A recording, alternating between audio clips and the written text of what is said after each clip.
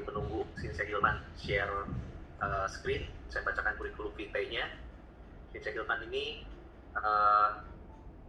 sekarang dikenal sebagai founder dari BSN atau Ilmu Kesehatan Ruang Tubuh di Indonesia, seperti yang tadi sempat disinggung juga oleh Bo Lause.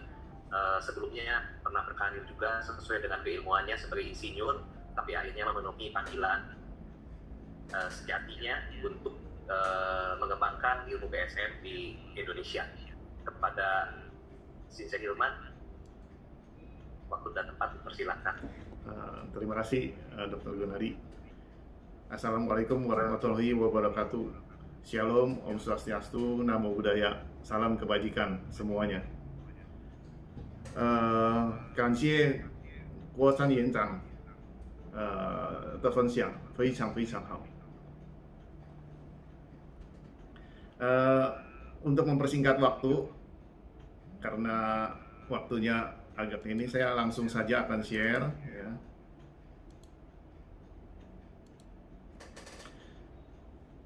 Jadi di dalam Body Space Medicine tadi sudah banyak sekali dijelaskan oleh Guru Kuo ya, sangat luar biasa yang telah membawakan secara simpel dan praktis untuk penanganan kanker. Saya sendiri melihat di China sendiri ya, ada satu orang polusi dari Hong Kong. Pada saat itu dia kanker liver dan perutnya sudah besar sekali ya. Setelah 2-3 bulan kemudian saya balik ke sana lagi, saya lihat dia sudah sembuh gitu. Ini luar biasa sekali penanganannya. Jadi penanganan ini kita ingin sharing juga di Indonesia. Semoga ini bisa menjadi satu acuan yang sangat bermanfaat untuk membantu dengan cara-cara yang mudah yang bisa dilakukan oleh semua orang ya. Dan kita mengerti teori-teori dasar dari sebenarnya apa sih mengenai kanker dari sudut pandang Body Space Medicine, dan ini sangat penting. Nah, tentunya di dalam bahasa Mandarin ada istilah di sufa, ya, seni kaligrafi ya. Dan dari bahasa-bahasa Mandarin itu ada artinya. Setiap tulisan itu mempunyai arti. Nah, kita bisa lihat di sini ada Aizen ya, tentang kanker. Ya, di sini kata ai ini ada filosofinya sebenarnya di dalamnya. Jadi zaman dahulu orang menuliskan satu kata saja, dia sebenarnya sudah mengerti arti yang lebih dalam sebenarnya apa penyakit ini. Gitu. Jadi kalau kita kupas satu persatu kaligrafi ini sangat-sangat menarik sekali ya. Ya, saya ambil contoh satu aja kata ya, yang sering dipakai adalah kerjasama ya. Kalau kerjasama supaya kita bisa akur, bisa damai, ini kan digambarkan adalah dan manusia. Ini adalah manusia ya. Di sini ada mulutnya, jadi mulut ngomong ya. Ini kalau misalkan kita mau damai, kita mau kerjasama dengan akur, mulutnya harus ditutup. Ya, ini di sini digarisin tutup. Jadilah satu kata yang disebut gitu. Jadi mempunyai arti. Mereka itu membuat satu kaligrafi dalam tulisan itu mempunyai makna yang dalam. Jadi kalau kita lihat tulisan ini adalah manusia ya. Di sini manusia kalau mau akur mulutnya ditutup gitu. Jadi dijaga mulutnya. Ya, jadi jangan kasar, jangan seperti apa. Nah, ini adalah satu kaligrafi. Dan sekarang kita lihat ada satu tulisan filosofi dari kanker sendiri. Itu adalah I. Nah, kalau kita uraikan kata-kata ini, ya, sebelumnya dia ada menulis ada lubang ini, kou. Ini adalah mulut, ya. Kemudian kou kecil-kecil ini bisa diibaratkan sebagai jendela. Yang tadi dikatakan bahwa kita di dalam tubuh kita itu adalah sirkulasi energi, dan di situ ada pintu-pintunya supaya bisa membuka jalannya energi dan kembali circulation. Nah, kalau pintu-pintunya tertutup, maka ini akan jadi masalah. Kemudian kalau digabung ketiga-tiga kau ini, maka menjadi makanan yang tidak terjaga. Jadi orang-orang ini yang sakit kanker adalah makannya tidak terjaga. Gitu. Yang kedua, di sini ada bawahnya ada huruf gunung, ini ada sun, ya.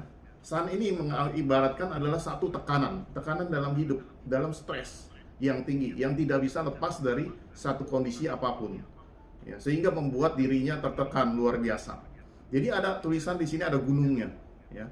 Kemudian ada satu ruangan, ada gedung yang tertutup, yaitu tubuh kita sendiri, yang di situ terkungkung sehingga energi tidak bisa mengalir dengan lancar. Jadi energi dan darah tidak lancar di sana. Nah, barulah dikasih 2 titik di sini menjadi penyakit, gitu. Jadi terurai. dalam satu tulisan ini sudah mempunyai makna yang sangat luar biasa. Ya, jadi kalau kita lihat uraiannya seperti ini, ya, nah ini seperti itu. Jadi munculnya satu tulisan kanker itu mempunyai makna arti yang dalam. Dan disitulah sebenarnya orang zaman dahulu dia sudah mengerti sebenarnya apa sih itu penyakit kanker, apa yang harus diperbaiki dalam proses hidupnya supaya dia bisa terlepas dari penyakitnya. Nah, teori revolusioner dari kanker adalah peran dan fungsi cairan dalam tubuh, adalah faktor keseimbangan cairan. Karena di TCM pun tradisional Chinese medicine mengatakan bahwa adalah stagnasi dahak, ya, dahak yang kental yang tidak bisa ngalir, gitu. Nah, fungsi cairan kita kalau di dalam tubuh kita itu kental sekali, ya darah kita kental semua, akan terjadi satu kemacetan materi dan energi. Nah, ini adalah fungsi dari keseimbangan cairan. Makanya di dalam konvensional pun sebaiknya tidak memakan gula, ya, tidak terlalu banyak makan garam, agar darah kita jangan kental. Tidak makan misalkan lada putih bisa mengentalkan darah. Jadi kulit kacang juga. Jadi ada bagian-bagian tertentu yang makanan yang sebaiknya kita kurangi atau kita hindari, ya. Dan inilah membantu peran dari fungsi cairan dalam tubuh kita. Ini yang harus diperhatikan. Pasien kanker memiliki cairan kental, rata-rata semua darahnya kental, maka dia bisa terjadi penyakit kanker ini. Kalau kita lihat lidah, dari lidah itu akan tercermin warnanya agak keunguan, ya, agak gelap warnanya, ya, agak merah, gelap, sehingga itu kita sudah tahu terjadi banyak stagnasi di sana. Ya. Jadi pasien kanker memiliki cairan kental, berat di luar sel dan terhambat di pembuluh darah, sehingga itu membuat jadi masalah penyakit. Memang dalam teori konvensional dikatakan juga zat-zat kimia karsinogen bisa memicu sel menjadi aktif, yang memancarkan energi padat dan tekanan sekitar sel. Kenapa? Karena zat karsinogen sendiri dia akan membuat si sel ini itu bergeraknya aktif. Kalau sel kita bergerak aktif, berarti dia memancarkan energi dalam jumlah besar, gitu. Nah, energi yang dipancarkan dalam jumlah besar ibaratnya seperti langit mendung, tiba-tiba hujan mendadak. Ya, maka akan memenuhi semua saluran-saluran yang ada sehingga terjadilah banjir. Dan ini adalah disebut ke energi yang padat sehingga menimbulkan tekanan di sekitar si sel ini. Dan sel ini akan terjadi kemacetan energi dan akan berubah menjadi materi kembali. Dan ini yang disebut seperti ibarat kalau kita di dalam ruangan aturan normal seperti biasa, tiba-tiba dimasukin 10.000 orang. Nah, Anda terjepit pada saat itu, tidak bisa bergerak lagi. Pasti Anda akan berubah perilaku. Nah, perubahan perilaku ini dikatakan adalah sel kanker. Ya, dan ini yang menjadi masalah. Nah, di dalam teori TCM maupun Chinese medicine maupun dari BSM, tidak akan membunuh selnya, tapi membersihkan ruangannya kembali, sehingga si sel ini akan kembali normal. Ya, seperti penjahat, dia ingin berbuat jahat karena mengalami satu tekanan. Ya, kalau tidak itu maka dia tidak akan berbuat jahat. Nah, demikian juga sel kita. Nah, kepadatan dan tekanan tinggi pada sel dan ketidakteraturan akan menimbulkan jadi prakanker dan kemudian menjadi kanker. Nah, pengobatan konvensional tidak memikirkan kalau sel-sel kanker dapat kembali menjadi normal. Makanya itu di kemoterapi, dimatikan, ya, dirusak untuk ininya sel kanker supaya tidak bisa metastasis lagi, berkembang lagi. Nah, di sini terjadi satu perbedaan pandangan, ya. Di dalam proses Chinese medicine maupun BSM selalu memperhatikan kondisi keseimbangan dalam tubuh, ya. Baik yin yang, kalau di dalam TCM yin yangnya, ya, cairan tubuh, kerapatannya, panas dingin semua diseimbangkan kembali. Nah, body space medicine melihat kerapatan energi yang tinggi ini harus cepat-cepat dibersihkan, sehingga cairan dalam tubuhnya dan energinya akan menjadi seimbang kembali, kemudian si sel ini akan kembali menjadi sel yang normal. Ya, pembekuan darah dapat juga menyebabkan cairan menjadi lengket, dan kepadatan tinggi menghambat saluran pembuluh darah. Ya. Kemudian tumor, kalau istilah tumor di sini adalah karena kemacetan energi atau materi di dalam sel. Ya, sel kita seperti kita ketahui buka tutup. Ya. Pada saat dia terbuka, dia akan menyerap materi ataupun zat energi yang diserap ke dalamnya. Begitu dia kuncup, dia merubah materi tersebut menjadi satu energi yang dipancarkan kembali.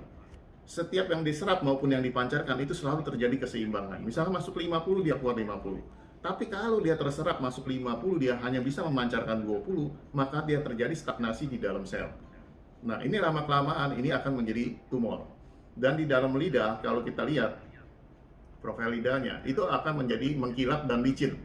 Ya, ciri-cirinya. Kenapa? Karena di Chinese medicine pun dikatakan kalau lidah licin mengkilat ini adalah defisiensi qi, ya, bahwa energinya kurang. Kalau energi kurang berarti si sel ini tidak bisa memancarkan energi dengan normal. Berarti dia ada kemacetan energi atau materi di dalam selnya, tidak mau terbuka, ya, tidak bisa mengeluarkan. Nah, sebaliknya kalau kanker, si sel ini aktif memancarkan energi dalam jumlah besar. Yang seperti tadi dikatakan bahwa mendung tebal tiba-tiba hujan. Nah, seperti itu sel ini bergerak begitu kuat memancarkan bersama-sama sehingga memenuhi semua ruangan selnya dan tidak dapat jalan dengan lancar. Maka terjadilah kepadatan dari materi dan energi di luar sel itu. Nah, sel-sel tersebut akan berubah perilaku dan menjadi ganas. Nah, bagaimana penyembuhannya? Hanya dua kata sebenarnya. Dua kata ini adalah kita mengatur keseimbangan cairan atau materi di tubuh kita. Dan ini yang harus diperhatikan terus, ya. Dengan macam-macam metode, tadi sudah disebutkan oleh Guru Ko, ya, bahwa teknik macam sekali, banyak sekali kita bisa gunakan untuk memanipulasi energi di tubuh kita. Nah, setiap proses di dalam tubuh kita, materi akan berubah menjadi energi. Seperti dalam hukum Einstein, dikatakan bahwa energi adalah massa dikalikan kuantum, ya, kecepatan cahaya pangkat 2. Jadi satu energi tidak terlihat, tapi sebenarnya dia mengandung materi, ya, zat padat. Karena saking cepatnya dia bergerak, maka dia berubah menjadi energi dan tidak terlihat. Tapi kalau dia sudah melambat kembali, maka materi itu akan terbentuk kembali. Inilah di teori kuantum kalau kita lihat seperti ini. Atau kalau kita lihat dari cairan, dia berubah menjadi uap. Ya, cairan itu berubah dari uap. Tadi sudah dijelasin bahwa kayak seperti hukum alam semesta ini. Ya, begitu dia naik ke atas, ya, uap air naik ke atas menjadi uap, kemudian dia turun lagi dalam bentuk cairan pada saat hujan. Terjadilah siklus itu terus-menerus. Ya, di tubuh kita itu pun terjadi. Ya, bahwa di bagian Xiaqiao kita adalah bumi, di bagian atas Sangqiao kita adalah langit. Ya, begitu kepadatan di atas tadi penuh dengan energi, tidak bisa turun, maka kepala kita menjadi sakit kepala dan gangguan-gangguan di atas, ya. Maka dari itu tadi ada teknik untuk terapi di bagian membersihkan paru-paru. Nah, kita bisa lihat dari beberapa foto lidah, ya. Ini terlihat sekali. Ya. Ini adalah bagian liver, ya. Kita bisa lihat liver. Ini adalah kanker bagian liver. Di sini juga ada paru-paru, ya, kanker paru-paru terjadi. Ya, pertumbuhan abnormal di dalam kanker kita bisa lihat. Dan ini kanker rahim. Ya. Jadi ada beberapa yang sudah di kemo dia akan berubah menjadi mengkilap seperti ini. Ya. Nah, ini ada beberapa kasus, ya, kanker payudara, kemudian dilakukan terapi. Setiap terapi terjadi perubahan. Kita bisa lihat dari lidahnya. Ya. Ini kita bisa lihat satu perubahan ini satu rangkaian, ya, tanggal 13 bulan 9, ya, tanggal 14 bulan 9, kemudian tanggal 15, tanggal 24 bulan 9. Kita bisa lihat lidahnya menuju membaik, ya. Ini dari sini terjadi keseimbangan. Kalau kita lihat dengan lidah seperti ini, lapisan yang tebal, ya, ini terjadilah kemacetan energi di luar sel, ya, gitu. Sebaliknya pada saat seperti ini terjadilah energi macet di dalam selnya. Dan ini juga ada kanker rahim, ya, kita bisa lihat, ya, sebelum kemoterapi seperti ini. Setelah kemo maka terlihatlah warna lidahnya licin sekali, ya. Kalau kita setelah lihat lidah seperti ini pasti tubuhnya sakit sekali, merah, ya. Berarti peredaran darahnya tidak lancar, ya. Begitu kita sentuh saja dia kesakitan.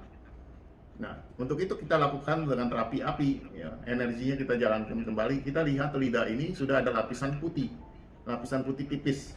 Itu menunjukkan bahwa energi dalam darah kita sudah jalan kembali, qi kita jalan kembali. Maka pasti badannya menjadi jauh lebih enak, tidak sakit lagi. Ini juga kanker paru-paru, ya. Kalau kita lihat di lidah seperti ini dikatakan sakit di paru-paru, tapi kita lihat sebenarnya gangguannya ada di bagian liver dan pencernaannya, ya, juga di bagian ginjal kanannya. Jadi banyak seperti kasus seperti ini muncul. Kita bisa lihat lebih teliti kalau kita lihat dari lidah sumber masalahnya di mana. Ya, kemudian juga kita lihat ini ya ada gangguan di ginjal sebelah kirinya. Ya.